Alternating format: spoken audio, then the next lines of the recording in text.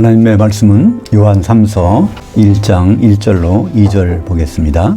그 장로인 나는 사랑하는 가이오 곧 내가 진리 안에서 사랑하는 자에게 편지하노라. 사랑하는 자여 내 혼이 잘됨같이 내가 범사에 잘되고 강건하기를 내가 간구하노라. 오늘 말씀을 가지고 삼박자 축복이 가린 하나님 선악간의 심판이라는 제목으로 말씀을 나누겠습니다. 만약에 지금 바깥에 나가서 하늘을 보시면은 거기에 별이 안 보이죠. 근데 수많은 별들이 항상 반짝이고 있습니다. 그게 안 보이는 건 없어서 안 보이는 것이 아니라 그게 햇빛에 가려지거나 구름에 가려져서 안 보일 뿐입니다.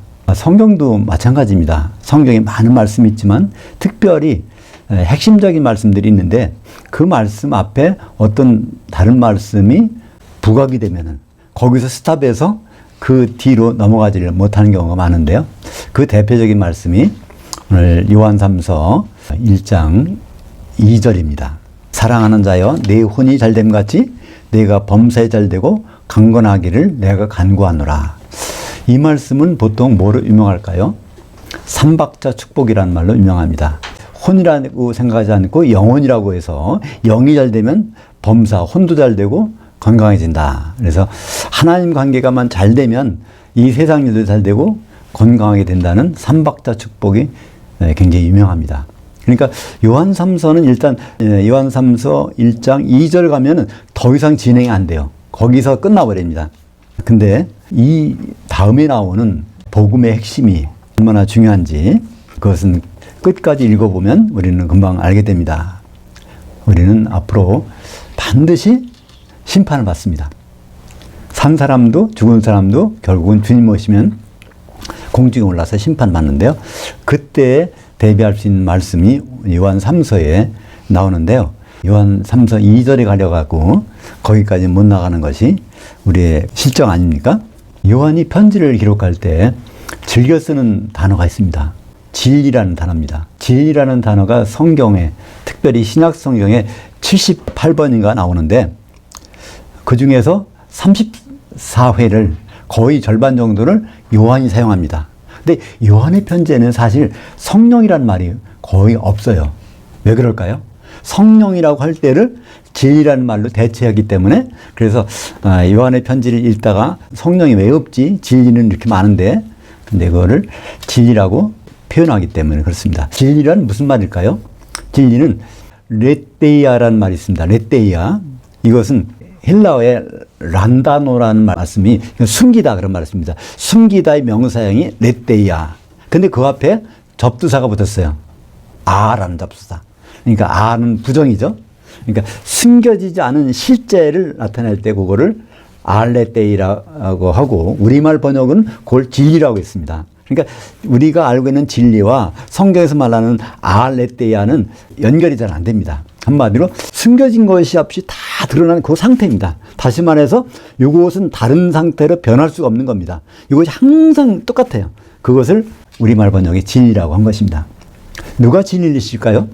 예수님이 요한복음 14장 6절에 보면 나는 길이요 진리요 생명이니 나로 말미암지 않고는 아버지께로 올 자가 없느니라. 그때 예수님이 진리신데 예수님과 똑같은 분을 보혜사로 보내주셨는데 바로 성령이 진리십니다. 요한 1서에 보면요. 아예 그렇게 박아놨어요.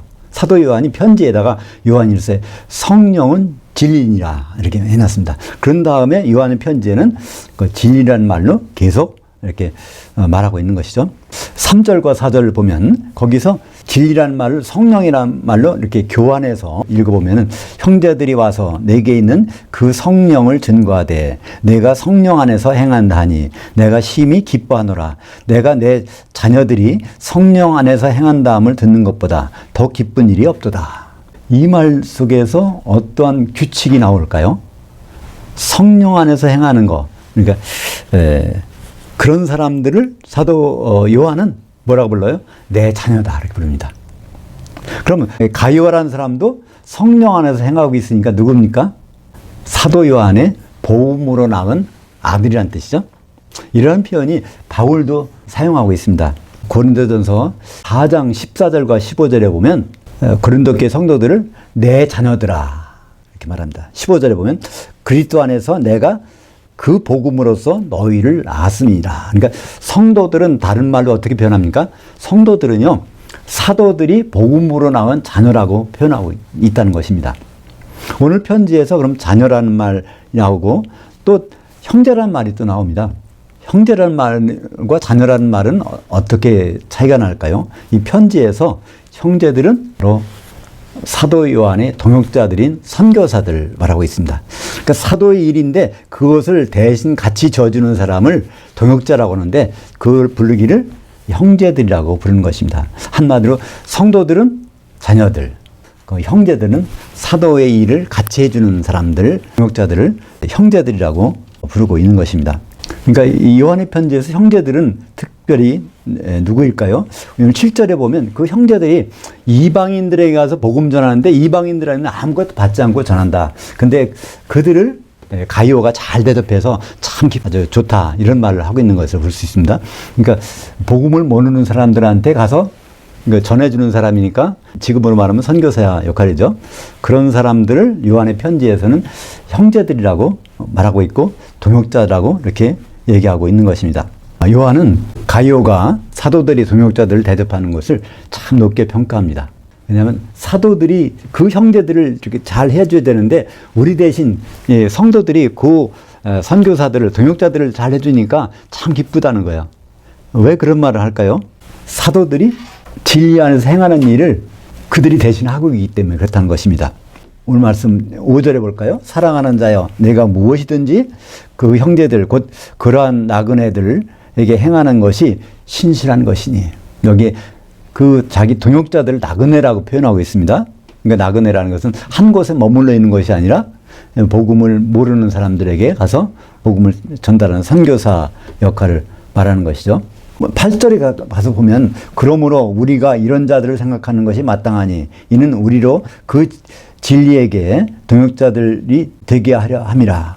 그러니까 사도들도 가이오처럼 그 선교사들에게 관심을 두고 그들을 생각하고 있다는 것입니다. 그 이유가 나오죠. 이것은 우리가 사도들이 그 진리에게 그 성령에게 동역자들이 되게 하려 함이라. 그러니까 사도들은 결국 어떤 일일까요? 성령이 하시는 일에 동역자가 바로 사도들인데 사도들이 자기뿐 아니라 자기 동역자들, 선교사들을 대접하는 이유는 같이 일을 하고 있기 때문에 그렇다고 말하고 있습니다. 고린도전서 3장 9절에 보면 우리는 사도들은 하나님의 동역자들이요 너희는 하나님의 밭이요 하나님의 집이니라. 그러니까 교회 성도들, 교회에 대해서 그들은 밭이고 하나님의 집인데 바로 우리들은 하나님의 동역자라는 거예요.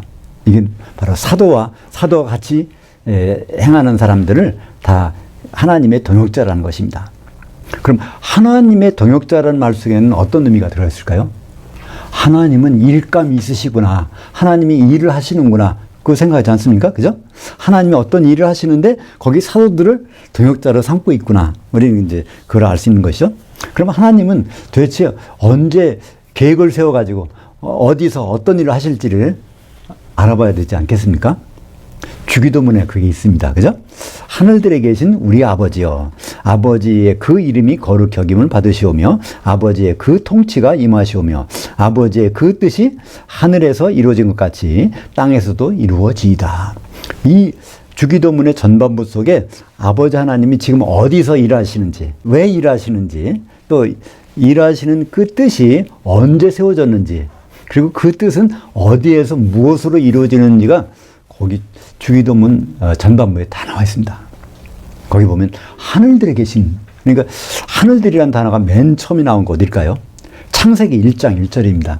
그러니까 하나님이 창조한 후에 그 하늘들과 땅을 창조하셨는데 창조해놓고 그 역사의 현장으로 들어오셔서 거기서 아버지 하나님이 지금 일을 하고 계신다는 거예요. 근데 왜 일을 하실까요?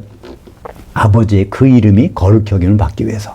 아버지의 그 이름은 여호와입니다. 여호와의 뜻은 뭐라고 그랬죠? 성취하시는 분. 어떤 계획이 있는데 그것을 성취하시는 분. 그러니까 아버지의 계획을 성취하시는 그분의 이름인데 그것이 어떻게 성취될까요? 바로 그분의 통치를 통해서. 그러니까 하나님 아버지께서 통치하시는데 통치가 끝났을 때는 어떤 문장이 나올까요? 전능하신 아버지께서 통치하셨도다. 그러면 이제 끝난 거예요. 그 다음부터는 이제 아들이 통치하는 천년왕국이 나옵니다. 요한계시록 19장 6절과 7절에 보면 아버지 하나님의 통치가 거기서 끝나는 걸 알 수 있죠. 어린 양의 혼인에 일어났을 때 아버지 통치는 끝나니까 그때까지 하시는 일이 바로 예수 그리스도와 교회의 혼인을 이루시는 것입니다. 그걸 어떻게 할 수 있죠? 뜻이 하늘에서 이루어진 것. 단수의 하늘, 셋째 하늘에서 천지창조 전에 거기서 계획을 세웠는데 그것이 땅을 통해서 이루어진다는 것입니다. 주기도문에서 땅은 무엇일까요? 주기도문은 산상수훈에 있는 겁니다. 마태복음 5장, 6장, 7장은 이거 장을 출판업자가 나눠놔서 그렇지 사실은 한 묶음이에요. 5장, 6장, 7장 한 묶음인데 거기서 5장 5절에서 뭐라고 말씀하시죠? 온유한 자들은 복이 있나니 그들이 땅을 기업으로 받을 것이며 그때 땅. 그러니까 이런 우리가 밟고 다니는 땅이 아니라 이 세상은 없어도 끝까지 남아있는 교회를 말하는 것입니다. 그러니까 뜻이 하늘에서 셋째 하늘 세워졌는데 그것이 교회를 통해서 이루어지는 것을 말씀하고 있는 것입니다. 그러니까 하나님의 비밀한 뜻은 무엇일까요? 그리스도와 교회의 혼인입니다. 에베소서 5장 31절과 32절에 아주 명확하게 드러나지 않습니까? 그러므로 남자가 부모를 떠나 그의 아내와 합해서 그 둘이 한 육체가 될지니 이 비밀이 크도다. 그러니까 남자와 여자가 한 여자가 혼인한다는 거예요. 근데 그게 큰 비밀인데 남녀는 어떻게 된다고요? 나는 그리스도와 교회에 대해서 말하노라. 그러니까 하나님은 이 계획을 성취시키기 위해서 일을 지금도 하고 계시고 그 일을 할 때 사도들이 뭐예요? 동역자라는 것입니다. 그 일을 하는데. 그러니까 쉽게 말하면 뒤에 나오겠지만 바로 그 혼인의 중매쟁이가 사도들이라는 것을 이렇게 말씀하고 있죠. 그리스도의 모형이 누굴까요? 성경 로마서 5장 14절에 보면 아담이 오실 자의 모형이라는 것입니다. 신랑을 오시는 그분의 모형이 아담. 창세기 2장에 보면 그 아담이 자기 아내를 돕는 배필을 얻기 위해서 하나님은 중매를 많이 합니다. 그죠? 흙으로 짐승들 져가지고 들여다 놓으니까 그냥 이름만 부르고 자기 아내라고 부르지 않는 겁니다. 결국은 아담은 자기 피를 통해서 낳은 자를 아내로 선택하기 때문에 하나님은 그렇게 하셨습니다. 예수님도 마찬가지 아닙니까? 예수님이 내 육체로 오실까요? 피를 흘리시라. 피를 왜 흘리실까요? 아담이 예수님의 모형이니까 그의 아내를 얻으려고. 그래서 사도행전 20장 28절에 보면 그 하나님이 예수님이 자기 피로 예수님의 피로 사신 그 교회를 사도들과 목사들 장로들이 목양하게 하셨느니라 이렇게 말씀하고 있습니다. 그러니까 우리는 예수님의 피를 대할 때 우리가 피 때문에 우리 죄 용서받았다, 세상 죄가 없어졌다, 이것은 아주 극히 작은 일부분입니다. 궁극적으로는 예수님과 혼인할 교회를 얻으시려고 육체로 오셨던 것입니다. 이 교회와 혼인한다는 그 혼인 언약, 이것을 예수님은 십자가 지시기 전에, 피 흘리시기 전에 몇 시간 전에 12 사도를 모아놓고 거기서 그 언약식을 이루십니다. 누가복음 22장 30절 이 잔은 내 피로 세우는 새 언약이니 곧 너희를 위하여 붓는 것이라.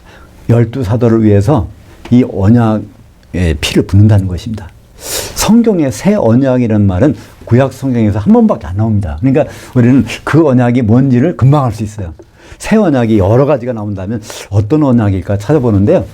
구약 성경에서 새 언약은 에레미야서 31장 31절. 얘기도 쉽죠. 3.1 거기에 새 언약이 나옵니다. 그러니까 거기 보면 에레미야가 기록한 그 내용을 보면 하나님이 출애굽한 이스라엘 백성들을 광야로 이끌어 나오기 위해서 그들을 남편이 되었는데 그들이 하나님을 버렸기 때문에 내가 새 언약을 세우리라 그런 말씀하십니다. 그래서 새로운 이스라엘로 내가 언약을 세우겠다는 말씀이 어디 나올까요? 예레미야서 31장 31절 여호와의 말씀이니라. 보라 날이 이르리니 내가 이스라엘 집과 유다 집에 새 언약을 맺으리라. 이게 예수님 십자가 지신 한 몇 시간 전에 거기서 제자들 앞에서 그 언약식을 하는 거예요. 새로운 이스라엘, 앞으로 나올 새로운 이스라엘과 이제 언약을 세우는데 언약의 증인이 바로 사도들입니다. 그들이 중매쟁이도 되고 그러는 것이죠. 사도들은 새 언약을 수행할 일꾼들이라고 고린도후서 3장 6절에 분명히 말씀하겠어요. 우리들은 사도들은 새 언약이 그 일꾼들이야. 그리고 또 고린도후서 11장 2절에 보면 그리스도와 교회의 혼인의 중매쟁이가 되는 것입니다. 그러니까 성경 66권이 굉장히 복잡할 것 같지만요. 이것을 간단한 단어, 한 단어로 만들려면 무엇일까요? 그냥 혼인입니다. 그리스도와 교회의 혼인. 그것을 우리가 이해할 수 있도록 여러 가지 단어를 통해서 우리에게 설명해 주고 있는 것이죠. 한편 오늘 말씀 8절에 보면 사도들이 그 진리의 동역자들이 되려 한다는 말은 무슨 뜻일까요? 사도들은 성령 하나님의 동역자들입니다. 왜냐하면 고린도전서 3장 9절에 보면 하나님의 동역자가 그러는데 그 하나님이 성부인지 성자인지 성령인지 바로 직접 진리에게 동역자가 된다고 그랬으니까 오늘 말씀에 보면 진리에게 동역자가 되려 한다고 그랬으니까 성령에게 동역자가 된다는 것이죠. 그러니까 혼인에 있어서 가장 중요한 것은요, 아버지, 아들, 성령 중에서 지금은 성령입니다. 이미 아버지는 계획을 세우셨고 아들은 피를 흘려서 교회를 마련하셨고 이제는 바로 이 교회 복수의 성도들이 하나 되게 하는 그 역할은 누가 할까요? 성령께서 하셔야 혼인이 이루어지기 때문에 그렇습니다. 에베소서 4장 3절에 보면 평안에 매는 줄로 성령이 하나 되게 하신 것을 힘써 지키라. 우리는 그 말을요 그냥 지나갈 수 있는데 성경에서 한 번밖에 안 나오는 단어가 거기 있습니다. 헤노테스는 하나 되게 하는 것. 헬라어로요. 하나는 뭘까요? 헤이스. 하나의 명상이 헤노테스입니다. 에베소서 4장 3절에 유일하게 한 번 나왔다가 이제 더 이상 안 나오는 단어 헤노테스. 그러니까 성령은 바로 그런 분이라는 거예요. 복수의 성도들이 아무리 있어봐야 혼인하려면 한 아내가 돼야 되는데 그래서 성령의 별명이 바로 하나 되게 하신 분입니다. 주의 날 모든 기독교인들은 공중의 신분실로 휴거돼서 한 신부가 되어야 됩니다. 그 말씀을 마태복음 9장 15절에 아주 선명하게 기록하고 있죠. 그 신부실이라는 말은 무슨 말일까요? 신랑이 오는 때라는 것을 나타내고 있죠. 오는 장소, 신랑이 오시는 곳, 오는 곳에 거기서 신부실이 설치되어 있는데 신부실에 그 아들들, 거기에 하나님의 자녀들이 올라가 있다는 것입니다. 기독교인들이 거기 있다는 거예요. 신랑과 함께 있을 동안에 슬퍼할 수 있냐? 신랑과 함께 있다는 것은 재림 예수님과 함께 있을 동안에 슬퍼할 수 있냐? 그러나 신랑을 빼앗길 날들이 이르니 그때는 금식할 것이니라. 요한계시록 보면 바로 큰 성 바벨론이 불 섞인 유리바다에 던져져서 그들에게도 맷돌 소리가 안 들린다고 그랬죠. 1000년 동안 주님과 식사를 못하니까 금식하게 되는 것입니다. 이처럼 중매쟁이 사도들의 일과 혼인 당사자들인 성도들의 일은 명확히 구분됩니다. 이 구분은요, 예수님이 겟세마네 기도할 때 요한복음 17장 20절에서 분명히 이렇게 정해졌어요. 내가 기도하고 있는 것, 내가 비옵는 것은 이 사람들, 사도들만 위한 것이 아니라 사도들의 말을 듣고 나를 향하여 믿게 될 성도들이 하나 되게 하기 위해서 기도하고 있다고 예수님이 말씀하셨습니다. 그러니까 성경을 볼 때 또 우리 일을 생각할 때 우리는 복음을 들으면 전해야 된다. 이것은 우리가 지어낸 말이고요. 성경에서는 그렇지 않습니다. 사도들의 일 분명히 따로 있고 성도들의 일이 분명히 따로 있습니다. 그거 두 가지가 하나라도 빠지면은 선인이 이루어질 수가 없는 거죠. 근데 오늘 말씀에서 보듯이 교회에는 사도들의 본인의 일을 모르는 채 사도들의 일을 방해하는 세력이 존재합니다. 오늘 말씀 9절 보실까요? 내가 두어 자를 그 교회에 썼으나 그들 중에 으뜸되기를 좋아하는 디오드레베가 우리를 받아들이지 아니하니. 우리는 사도들입니다. 사도들을 받아들이지 않는다는 거예요. 그런 사도들을 그냥 물리적으로 받아들이지 않는다는 그런 의미가 있는 게 아니라 사도들이 보내는 사람도 받아들이잖아. 그러니까 사도들의 역할을 무시하는 겁니다. 우리는 사도 없어도 얼마든지 신앙생활 할 수 있어. 우리 성도들이 하나님께 예배하고 기도하고 또 죽으면 천국 가고 그러니까 사도가 무슨 우리가 필요가 있어? 이렇게 사도를 배척하는 일이 교회에서 일어난다는 것입니다. 그 디오드레베라는 사람은 중매쟁이 사도들을 비방하고 심지어 사도들의 동역자들을 교회에서 내쫓기까지 하는 것입니다. 이것은 지금도 비슷하지 않을까요? 교회 와서 혼인 얘기하면 오히려 듣기 싫어 나가라고 하는 경우도 있을 것입니다. 우리가 할 일이 얼마나 많은데 지금 그런 데 신경 쓰고 있어 이렇게 말하고 있는 것이죠. 교회가 사도들을 받아들이지 않는다는 것은 무슨 뜻일까요? 교회가 혼인 당사자인데 중매쟁이 이 말을 안 들어. 이건 정말 큰일 아닙니까? 바로 그런 일이 어디서 일어날까요? 요한계시록에 보면 말세 교회인 큰 성 바벨론이 중매쟁이를 인정하지 않는다는 것이 나타납니다. 그 말세 교회에 고백이 있어요. 대표적인 고백이 18장 7절에 보면 나는 여왕으로 앉은 자요 과부가 아니다. 그러니까 이 예수님이 왕으로 오는 것을 필요 없다. 나는 과부가 아니다. 남편이 필요 없다. 이렇게 하는 것이 큰성 바벨론 말세 교회의 고백인데 초대교회도 그 교회에 그 디오드레베라는 사람이 있어가지고 바로 사도들을 그냥 배척하는 겁니다. 우리는 중매쟁이가 필요 없다는 것이죠. 이것이 하나님께는 가장 악한 것입니다. 하나님께 선이라는 것은 무엇일까요? 우리는 그것을 어렵게 생각하는데요. 하나님은 한번 정하면 뜻이 바뀌지 않아. 그러니까 하나님께 선한 것은 지금도 하나님께 선해요. 그러면 성경에서 하나님 뭐를 선하다고 하시는가를 찾아보면 그때 하나님이 선하게 여기시는 것은 지금도 선하게 여기시는 거예요. 창세기 2장 18절에 그때 그 말씀이 나옵니다. 그 하나님이 여호와께서 아담이 혼자 지내는 것이 내게는 참 선하지 않느냐. 돕는 배필을 지으리라. 그러니까 아담이 혼인하는 것을 하나님은 선하게 여기시고 혼인을 방해하는 모든 것을 악하게 여기신다는 것을 말씀하고 있는 것이죠. 오늘 11절 상반절에 보면 사랑하는 자여 악한 것을 본받지 말고 선한 것을 본받으라. 오늘 말씀 결론이 나옵니다. 사실 이 편지는요, 요거 쓰기 위해서 기록한 겁니다. 바로 디오드레베라는 사람이 하는 일이 그 사도들을 비방하고 사도들의 동역자를 내쫓고 하는 것이 결국은 그 악한 일인데 그러한 것을 하지 말라는 것이죠.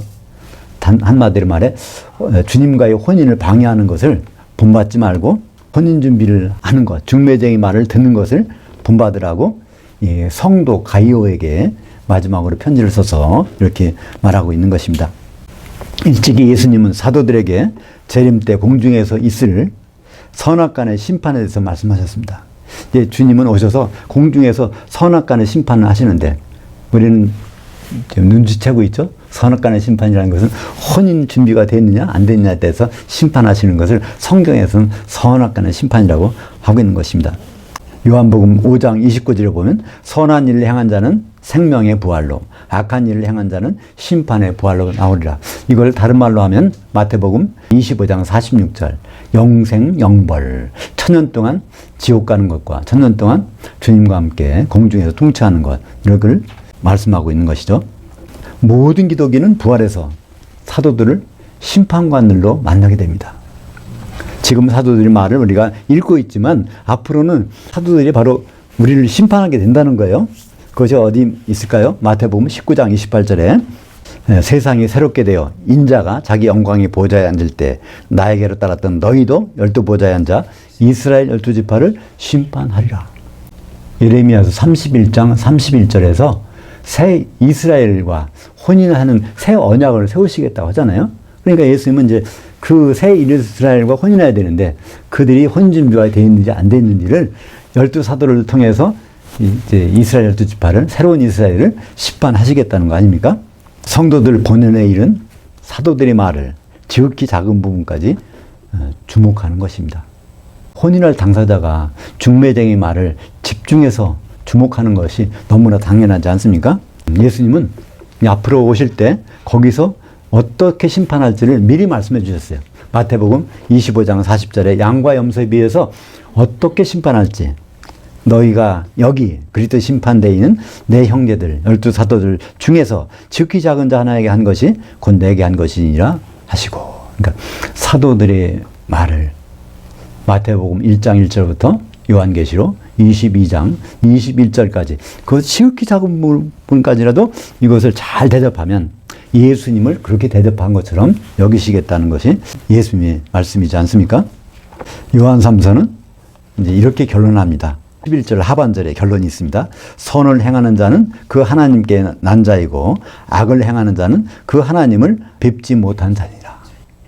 여기 정확히 표현하면요, 선을 행하고 있다면은 하나님께로부터 난 자녀, 인정받는 자녀라는 거예요. 혼인 준비하고 있다면 이거는 하나님께 인정받는다는 거예요. 근데 악을 행한다면 하나님을 뵙지 못한 자니라. 이거는 완료형으로 썼어요. 한 번도 하나님을 뵙지 못했다는 거예요. 하나님이 무슨 뜻을 갖고 있는지, 하나님의 계획이 뭔지, 하나님을 전혀 안다고 하면서 교회 다니는 사람들이지만 여전히 진정 하나님이 무슨 계획으로 뭘 하고 있는지를 모른다는 것을 이렇게, 그것이 결론이 뭘까요? 악을 행하는 자. 그러니까 그리스도와의 혼인을 생각하지 않는 자는 하나님께 악을 행하는 자라고 이렇게 말씀하고 있는 것입니다. 우리는 지금도 우리를 살펴볼 수 있습니다. 내가 선을 행하고 있는지 악을 행하고 있는지, 그리스도의 혼인을 기다리는지 그리스도의 혼인을 잊어버리고 신앙생활하고 있는지, 그거에 따라서 우리의 운명을 점쳐볼 수가 있는 것입니다.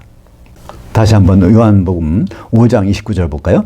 선한 일을 행한 자는 생명의 부활로, 영생의 부활로, 악한 일을 행한 자는 심판의 부활로 나오리라. 모든 사람은 주님 오시면 부활합니다. 근데 그것이 영생일지 영벌일지는 그날 결정될 것입니다. 지금도 우리가 하늘을 보기만 하면, 하늘 보지 않는데도 여전히 별들이 반짝입니다.